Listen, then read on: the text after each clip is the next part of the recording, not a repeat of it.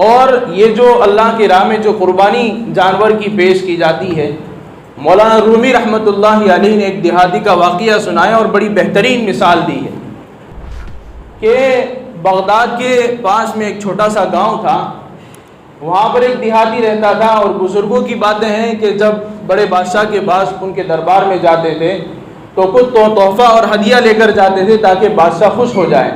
حالانکہ اس تحفے کی بادشاہ کو کوئی ضرورت نہیں ہوتی تھی، لیکن بادشاہ کو خوش کرنے کے لیے تحفہ لے جایا کرتے تھے۔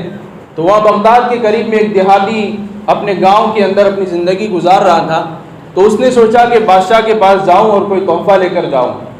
تو وہ اپنے گھر پر اپنی بیوی کے پاس گیا، اور بیوی کے پاس جا کر اس نے کہا کہ میں بغداد جانا چاہتا ہوں بادشاہ کے پاس، اور کچھ تحفہ لے کر جانا چاہتا ہوں تاکہ بادشاہ خوش ہو جائے۔ تو یہ اپنی بیوی سے مشورہ لے رہا تھا۔ تو بیوی نے کہا کہ اچھا ایسا ہے۔ تو بیوی نے کہا، دیہاتی آدمی تھے تو ان کو تو کوئی اچھے تحفے کی جو ہے سوجھی نہیں۔ تو بیوی نے کہا کہ ہمارے گھر پر جو ہے ایک پانی کا مٹکا پڑا ہوا ہے جو بالکل صاف اور شفاف اور اچھے چشمے کا پانی ہے، تم وہ لے جاؤ اور بادشاہ کے دربار میں جا کر پیش کر دو۔ تو اس کو یہ بات سمجھ میں آئی، بیوی کی رائے سمجھ میں آئی، تو اس نے اس رائے پر عمل کیا۔ اس نے اپنا مٹکا جو ہے اپنے سر پر رکھا اور بغداد کی طرف چل دیا۔ اب اس زمانے کے اندر آج کے زمانے کی طرح ریل اور جو ہے بسوں کا سفر تو ہوتا نہیں تھا، لوگ پیدل چلتے تھے یا پھر سواری پر اونٹ کی سواری ہوتی تھی، گدھوں کی سواری ہوتی تھی۔ تو یہ آدمی، یہ دیہاتی جو ہے پیدل چلنے لگا، اور پیدل چلتے چلتے اب ظاہر سی بات ہے چلے گا تو مٹی اور دھول سب جو ہے اس مٹکے پر لگے گی۔ اب پہنچتے پہنچتے جو ہے اس مٹکے کے اوپر مٹی کی تہ جم گئی۔ مٹی کی کیا جم گئی؟ تہ جم گئی، اور بادشاہ کے دربار میں وہ پہنچ گیا۔ کئی دنوں کے بعد وہ بادشاہ کے دربار میں پہنچا اور کہا کہ حضور، میں آپ کے سامنے اور آپ کی خدمت میں ایک تحفہ پیش کرنا چاہتا ہوں۔ کہ کیا تحفہ ہے؟ کہ میں آپ کے سامنے ایک پانی کا مٹکا پیش کرنا چاہتا ہوں، اور یہ بالکل صاف اور شفاف اچھے چشمے کا پانی ہے، بالکل ٹھنڈا پانی۔ اب اس نے اپنا مٹکا تو پیش کر دیا۔ تو پھر بادشاہ نے کہا کہ ذرا اپنا مٹکا کھولو، ڈھکن کھولو، دیکھیں تمہارا پانی کیسا ہے۔ جیسے ہی وہ ڈھکن کھولا تو پورے کمرے کے اندر بدبو سی پھیل گئی۔ پورے کمرے کے اندر کیا ہو گئی؟ پوری بدبو پھیل گئی، کیونکہ کئی دن گزر گئے تھے اس ڈھکن کو ڈھکے ہوئے اور کھلا نہیں تھا، اور مٹی کی تہ جم گئی تھی۔ تو پھر بادشاہ نے کہا کہ اس کو جو ہے اس مٹکے کو بند کر دو، اور بادشاہ نے کہا کہ بیچارہ دیہاتی آدمی ہے، اتنا لمبا سفر کر کے آیا ہے، اگر میں اس کو یوں کہوں گا کہ یہ تمہارا تحفہ مجھے نہیں چاہیے، یہ تو بدبو والا پانی ہے، تم نے میرے سامنے پیش کر دیا، تو اس بادشاہ نے جو ہے اس کو کوئی بات نہیں کہی، بلکہ اس کی تعریف کی کہ تمہارا پانی بہت اچھا ہے، اس کو ایک طرف رکھ دو۔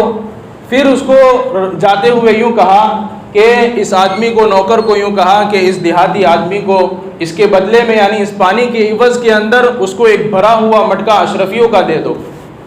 اس کو ایک بڑا ہوا مٹکا اشرفیوں کا دے دیا، اور نوکر اس کے ساتھ کر دیا، اور یوں کہا کہ اس دیہاتی آدمی کو دریائے دجلہ کے پاس سے لے جانا۔ تو وہاں سے لے کر جو ہے وہ نوکر وہاں سے لے کر گیا۔ تو وہ دیہاتی کہنے لگا کہ یہ پانی کیسا ہے؟ تو اس نوکر نے کہا کہ یہ پانی ذرا چکھو اور پیو، کیسا لگتا ہے؟